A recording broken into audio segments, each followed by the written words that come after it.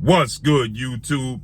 It's your boy, Blue Blood Sports TV, back at y'all with another one. So, many people have reached out to me, and many people are very, very emotional when it comes to this situation between Errol Spence Jr. and Terence Bud Crawford. They fought in the highly anticipated, undefeated, undisputed welterweight showdown, mega showdown, July 29th, Las Vegas, Nevada, T-Mobile Arena. Terence Crawford was the victor in dominating performance, dominating fashion, shocking fashion, right? Terence Crawford dominated the fight. He dropped Errol Spence in the second round, twice in the seventh round, stopped him in the ninth round. More importantly, leading up into the fight, well, equally as important, leading up into the fight, was the negotiations that took a few years to get over the hump. The negotiations included Terence Crawford receiving what he wanted to make the fight happen, and Errol Spence receiving what he wanted to make the fight happen. They both signed and agreed to an immediate rematch. The loser has 30 working business days to activate a rematch clause. And the winner is obligated contractually to fulfill and concede to the rematch, but he'll automatically get a bigger share of the pie, and he will automatically get the opportunity to choose what weight class the rematch takes place in. Okay? So, with that said, Terence Crawford won the fight. Now, for years up into the fight, there's been a lot going on that transpired, in between getting to this fight, when the fight became a reality, to getting to the actual fight, July 29th. Terence Crawford was signed with legendary promoter, top-ranked CEO Bob Arum, Top Rank, and ESPN. Errol Spence is signed with PBC, Premier Boxing Champion, founder and advisor Al Heyman. Showtime President Sports Steven Espinosa. Okay? So one was on this side, the other was on this side. There was a Cold War. There was a lot of back and forth. Who was to blame for the fight not happening? Eventually, Terence Crawford got an opportunity to fight two-time welterweight world champion, superstar boxer, retired future Hall of Famer, Showtime Shawn Porter. He dropped Shawn Porter twice in the 10th round, then stopped Shawn Porter in the 10th round. Right? After that fight, immediately following that fight, okay, Terence Crawford announced that he was parting ways with top-ranked ESPN and Bob Arum, right? And cited that they simply just wasn't in a position to make the Errol Spence fight happen, right? And he parted ways. He became a network promotional free agent. He then began negotiations with Errol Spence Jr. Okay, so let's clarify, because I said that in a few videos and people hit me up and they're emotionally driven, because I said Errol Spence gave Terence Crawford the opportunity. Let's define him giving the opportunity. Let's remove emotion and let's insert facts. Remove emotion and insert facts and reality, okay? Okay. Terence Crawford could not come to an agreement with Errol Spence once he became a network promotional free agent. Terence Crawford ended up signing with myself, my partners, and BLK Prime, fighting David Avanesian December 10th of 2022, staying active, right, in his hometown, Omaha, Nebraska. Right? Okay. After that, Terence Crawford set his sights on Errol Spence now. The initial negotiations fell through as he wasn't going to receive a guaranteed purse for the Errol Spence fight. Showtime budget wasn't there for the Errol Spence fight. There was a lot that transpired, and Terence Crawford stood on his square to demand his worth. It didn't happen. Afterwards, he focused his attention on Errol Spence. At that point in time, Terence Crawford is in the mission, as well as Errol Spence, that the powers that be still didn't have any interest in giving Terence Crawford what he desired to make the fight happen. Terence Crawford was prepared to walk away, hence the reason why he was even interested in fighting undefeated welterweight superstar title contender Jaron Boots Ennis as a backup plan with BOK Prime, right? As a backup plan. He was willing to do so, right?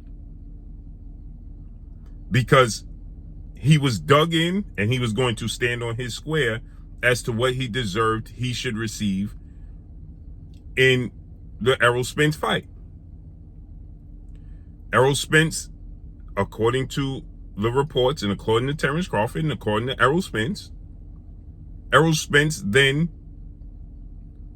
flipped it, went back to his team because he was the A side. Regardless of what accomplishments Terence Crawford had accomplished, Errol Spence was the A side. Why? He was the bigger draw. He put the butts in the seats. Hence, a la Gervonta Tank Davis and Devin Haney. Devin Haney is more accomplished. Gervonta Tank Davis is the bigger draw. Devin Haney is going to be the B side. Gervonta Tank Davis is going to be the A side. Why? Because he's the draw, he's the attraction, he puts the butts in the seats, he demands the money, the revenue. That's what it boils down to, the revenue. He demands the revenue. Okay? Let's remove emotion, insert facts. That's just the facts of the matter. That's how the sport of boxing operates. Okay? With that said, a la Floyd Mayweather, Oscar De La Hoya. Floyd Mayweather was already a 4-division world champion, already a Hall of Famer, already the pound-for-pound #1 fighter in the world. Oscar De La Hoya had multiple losses, had been knocked out. Oscar De La Hoya was still the A side. He chose the ring, the weight they fought at, the gloves Floyd Mayweather used, and he got a 70-30 split in favor of Oscar De La Hoya. Why? Because Oscar De La Hoya puts the butts in the seats. He demands the revenue from the fans. Floyd Mayweather was the best fighter in the world. He was a 4-division champion. He was a Hall of Famer. He was a pound-for-pound king, and he was a pay-per-view draw. But he wasn't as big of a draw as Oscar De La Hoya. Regardless, Oscar De La Hoya had multiple losses. Lost to Trinidad, lost to Mosley twice, and was knocked out by Bernard Hopkins. But he still was a bigger demand and attraction than Floyd Mayweather. So he got the A-side treatment. Regardless, Terence Crawford was a 3-division champion and an undisputed champion and so on and so forth. Errol Spence's numbers were bigger than Terence Crawford. He put the butts in the seats. That's what made him the A-side. So Errol Spence switched it up and decided they're not treating Terence Crawford properly, and he wants this fight for his legacy. So Errol Spence decided to go to the powers that be, his team and his side, and demand that they give Terence Crawford what he wants, what he's looking for, to make sure that this fight comes to fruition. Meaning, definition, Errol Spence gave Terence Crawford the opportunity.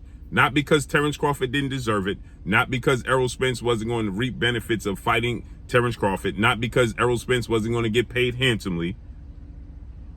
He gave Terence Crawford the opportunity because Errol Spence, as the A side and his team being in control, could have easily said, you know something? You are pricing yourself out. Your demands are unrealistic. I'm walking away. You're not being real. You're not living in reality. I'm the A side. And he could have walked away. Could have easily done that. He didn't. And Terence Crawford would have easily walked away and said, they didn't want to give me what I want. So the fight would not have happened, regardless of the accomplishments of Terence Crawford. So therefore, Errol Spence was the driving force that got this fight over the hump. He was the one that gave the opportunity because he decided to swallow his pride, to put his pride to the side and go to the powers that be and say, bruh, listen, I need y'all to make this fight happen, give him whatever he's looking for, even if it causes me to have to sacrifice what I rightfully believe and y'all rightfully believe I deserve to receive. Give him what he's looking for. And they did that against their better judgment, their better wishes, and we got the fight happen. So in return, in the rematch, when I said that Errol Spence gave him the opportunity, that is the definition of giving him the opportunity. Because again, if Floyd Mayweather would have demanded 50-50 from Oscar and Oscar said, I'm not giving you 50-50, and he never did it, we never see Floyd Mayweather and Oscar De La Hoya, regardless of what position and what accomplishments and how Floyd Mayweather was perceived. If Gervonta Tank Davis, who's a 3-division champion, 5-time world champion, but he's truly only held one super title, which was the IBF at 130. He has the WBA regular title at 135 and 140. Devin Haney is an undisputed champion. Okay, the first lightweight undisputed champion in history. Devin Haney has fought just as many world champions and beat just as many world champions consecutively as Gervonta Tank Davis. So he's accomplished more, and he's going on to fight for an official 2nd division official super title at junior welterweight. But should they go to the negotiation table, Tank Davis is going to be the A side because he puts the butts in the seats, period. So Tank Davis has the opportunity to give Devin Haney the chance and the opportunity. That's how the sport of boxing works and operates. It doesn't matter what Terence Crawford accomplished. The bigger draw was Errol Spence. So yes, Terence Crawford deserved the opportunity and the position to fight for undisputed. Excuse me. Just like Errol Spence reaped the benefits of fighting Terence Crawford financially and got the opportunity for a legacy fight. But he was the driving force to ultimately tell his team to make it happen, or you would have never seen it, period. And there's the truth. That's all I got for y'all. Make sure you hit the like button. Drop a comment in the comment section. Let me know what y'all think. Y'all already know what it is. It's your boy Blue, Blue Blood Sports TV. Hate, like, comment, and subscribe. You haven't subscribed, hit the subscribe button, hit the like button, hit the bell icon to get all the new notifications. Follow me on Instagram at Blue Blood Sports TV, all one word. So all I got for y'all. I'm gone. Peace.